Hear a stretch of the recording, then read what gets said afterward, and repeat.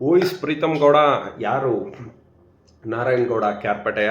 So ಸ್ನೇಹಿತರೆ, as usual it's yours Karthik ಮೈಸೂರಿಂದ as usual ಆಗಿ ನಿಮ್ಮ ಮುಂದೆ ಹಾಜರಾಗಿದ್ದೀನಿ. ಸೊ ಶುಕ್ರವಾರದ ಹಬ್ಬದ ಶುಭಾಶಯಗಳು. ತಾಯಿ ಚಾಮುಂಡೇಶ್ವರಿ ಎಲ್ಲರಿಗೂ ಒಳ್ಳೇದು ಮಾಡಲಿ ಅಂತ ಹೇಳ್ತಾ ಆಸ್ ಯೂಶುವಲ್ ನಿಮ್ಮ ಮುಂದೆ ನಾನು ಈ ನಿಮ್ಮ ಕಾರ್ತಿಕ ಮಗದೊಮ್ಮೆ ಎಲ್ಲರಿಗೂ ಸ್ವಾಗತನ ಕೋರ್ತಾ ಆಸ್ ಯೂಶುವಲ್ ಸ್ನೇಹಿತರೆ, ಶಿವಲಿಂಗ್ ಯಾರೋ ನಮ್ಮ ಪ್ರೀತಮ್ ಗೌಡ ಆ್ಯಂಡ್ ನಾರಾಯಣ್ ಗೌಡ ಯಾರು ಅನ್ನೋದೇ ನನಗೆ ಈಗ ಪ್ರಶ್ನೆ ಆಗಿದೆ. ಒಂದು, ಇದೇ ನಾರಾಯಣ್ ಗೌಡ ಎಂಥ ಗಿರಾಕಿ ಅಂತ ಅಂದರೆ BSPಯಿಂದ ಕ್ಯಾರ್ಪೇಟೆಯಲ್ಲಿ ನಿಲ್ತಾನೆ, 10,000 ಮತಗಳನ್ನ ತಗೋತಾನೆ, ತದನಂತರದಲ್ಲಿ ಸೋಲ್ತಾನೆ.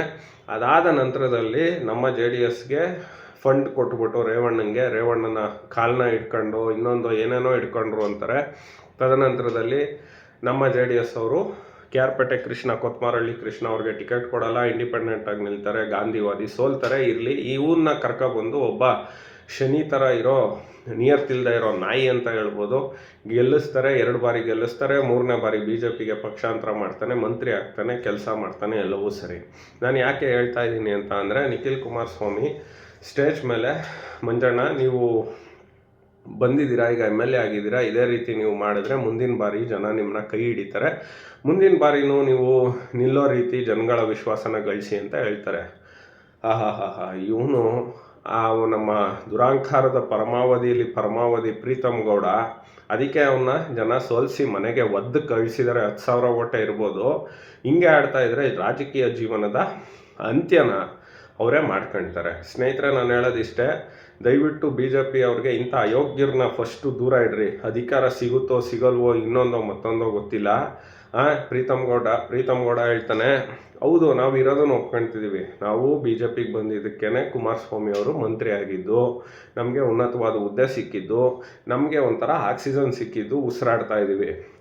ಸಿಕ್ಕಿಲ್ಲ, ನಾವು ಬಂದಿಲ್ಲ ಅಂದಿದ್ರು ನಾವು 2 ಸೀಟು ತಗೋತಿದ್ವಿ. ವಾಟ್ ಅಬೌಟ್ ಯು ಹೇಳಪ್ಪ ಪ್ರೀತಮ್ ಗೌಡ? ನೀವು ಗೆದ್ದಿರೋದು ಎಷ್ಟು? 17 ಸೀಟು. ಯಾರನ್ನಾರು ನಿಮ್ಮ ಕಾರ್ಯಕರ್ತರನ್ನೇ ಹೋಗ್ಬಿಟ್ಟು ಕೇಳೋ ಪ್ರೀತಮ್ ಗೌಡನೇ. 11 ಸೀಟಲ್ಲಿ ನಾವು ನಮ್ಮ ಸಪೋರ್ಟಿಂದ ನೀವು ಗೆದ್ದಿದ್ದೀರಾ, ಹಂಗನ್ಬಿಟ್ಟು ನಿನ್ನ ಥರ ಗರ್ವದಲ್ಲಿ ಮಾತಾಡಲ್ಲ. ಗರ್ವವ್ಯಾಕೋ ಪ್ರೀತಮ್ ಗೌಡ? ನೀನೇನು ಪ್ರೀತಮ್ಮ, ನಿನ್ನ ಕತೆ ಏನು ಎಲ್ಲ ಗೊತ್ತು. ರಾಜಕೀಯಕ್ಕೆ ಬಂದಿದ್ಯಾ, ತುಂಬ ಅತಿ ಚಿಕ್ಕ ವಯಸ್ಸಲ್ಲಿ MLA ಆಗಿದೆಯಾ, ದುರಾಂಕಾರದಲ್ಲಿ ಅತಿ ಚಿಕ್ಕ ವಯಸ್ಸಲ್ಲೇ ಮನೆಗೂ ಹೋಗಿದ್ಯಾ, ಆಯಿತಾ? ದಯವಿಟ್ಟು ನಿನ್ನಂಥ ಅವಿವೇಕಿ ಅಯೋಗ್ಯರು BJP ಪಕ್ಷದಲ್ಲಿ ಇರೋದಕ್ಕೆ ನಾಲಾಯಕ್ಗಳು, ಎಂತೆಂಥ ಲೀಡ್ರುಗಳನ್ನ ನೋಡ್ತೀವಿ. ಕುಮಾರಸ್ವಾಮಿ, ಅಶ್ವಥ್ ನಾರಾಯಣ್ ಅವರು, ಮಲ್ಲೇಶ್ವರಂ ಶಾಸಕರು ಕಿತ್ತಾಡಿದ್ರು. ಇವತ್ತು ಹೆಂಗಿದ್ದಾರೆ? ಬರುತ್ತೆ ಹೋಗುತ್ತೆ, ಹೊಂದ್ಕೊಂಡು ಹೋಗೋದನ್ನು ಕಲಿವೋ ಮುಂಡೆವಾ. ನಿಮ್ಮ ಯೋಗ್ಯತೆಗೆ ಇಷ್ಟು ಬೆಂಕಿ ಹಾಕ. ಆಯಿತು, ಒಂದು ಸ್ನೇಹಿತರೆ, ಇವ್ರು ಹಂಗೆ ಹೇಳ್ಬಿಟ್ರು ಮಾಡಿಬಿಟ್ರು. ನಾರಾಯಣ್ ಗೌಡಂದು ಏನು ಕಡ್ದು ಅವನ ಕತೆ. ಯಾರಿಗೋ ಅಲ್ಲಿ ಲಾರ್ಜ್ ಓನರ್ಗೆ ಡ್ರೈವರ್ ಆಗಿದ್ದವನು, ಬಾಂಬೆಗೆ ಹೋಗಿ